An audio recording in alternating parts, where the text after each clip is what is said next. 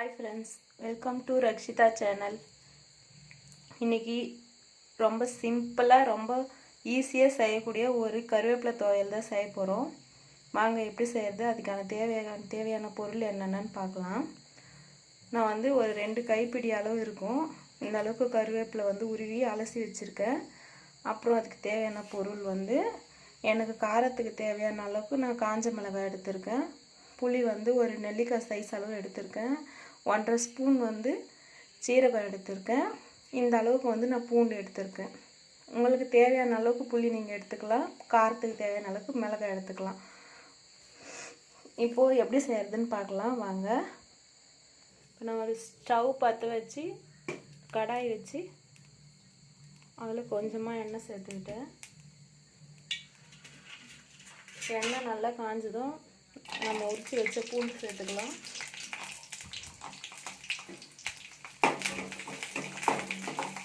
பூண்டு கொஞ்சமாக வதங்கினதுக்கு அப்புறமா சீரகம், காஞ்ச மிளகாய், புளி இது எல்லாத்தையும் சேர்த்துக்கலாம் ஒன்று ஒன்றா.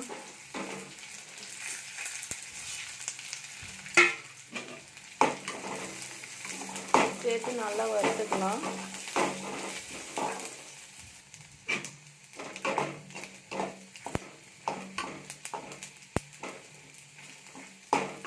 பூண்டு வேகிற அளவுக்கு வதக்குனா போதும்.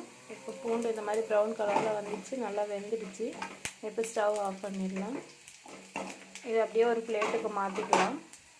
பாருங்கள், பிளேட்டுக்கு மாற்றிட்டேன். இது அப்படியே கொஞ்சம் நேரம் ஆறட்டும். இப்போ மறுபடியும் அதே கடாயை அடுப்பில் வச்சு இன்னும் கொஞ்சம் எண்ணெய் சேர்த்துக்கலாம்.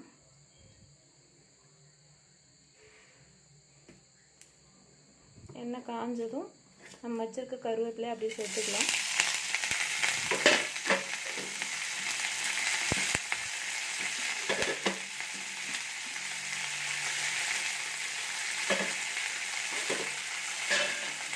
சேர்த்து இதை நல்லா வதக்கிக்கலாம்.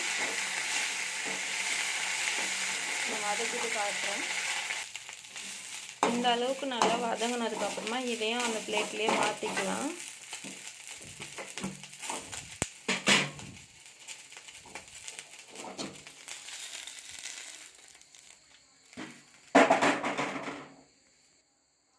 இப்போ இது ஆறுனதுக்கு அப்புறமா இதை வந்து நம்ம மிக்ஸி ஜாரில் சேர்த்துக்கலாம்.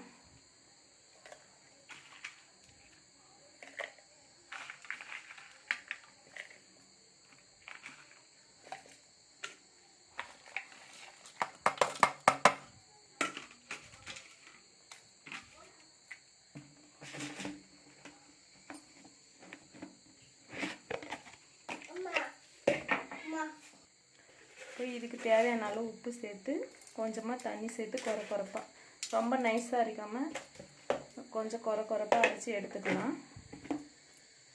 இப்போ பாருங்கள், இந்த அளவுக்கு நான் அரைச்சி எடுத்துக்கிட்டேன்.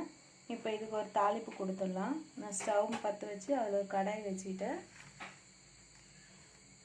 இப்போ தேவையான அளவுக்கு எண்ணெய் ஊற்றிக்கலாம்.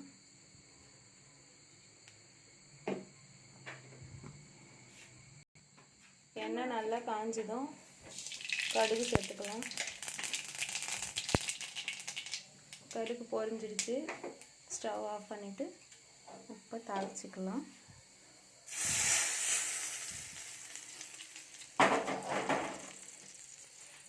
அவ்வளோதாங்க, மொத்தத்தில் 10 நிமிஷம் தான் ஆச்சு இதை செய்கிறதுக்கு. இதில் வந்து நம்ம பருப்பு, தக்காளி, வெங்காயம் எதுவுமே சேர்க்காததுனால 2 நாள் ஆனாலும் கெட்டு போகாது. இது வந்து அவ்வளோ டேஸ்ட்டாகவும் இருக்கும். சிம்பிளாக கம்மியான டைம்லேயே செஞ்சிடலாம். இதை ட்ரை பண்ணி பாருங்கள். எப்படி இருக்குன்னு கமெண்ட் பண்ணுங்கள், ஷேர் பண்ணுங்கள், மறக்காமல் சப்ஸ்கிரைப் பண்ணுங்கள், லைக் பண்ணுங்கள். Thank you friends.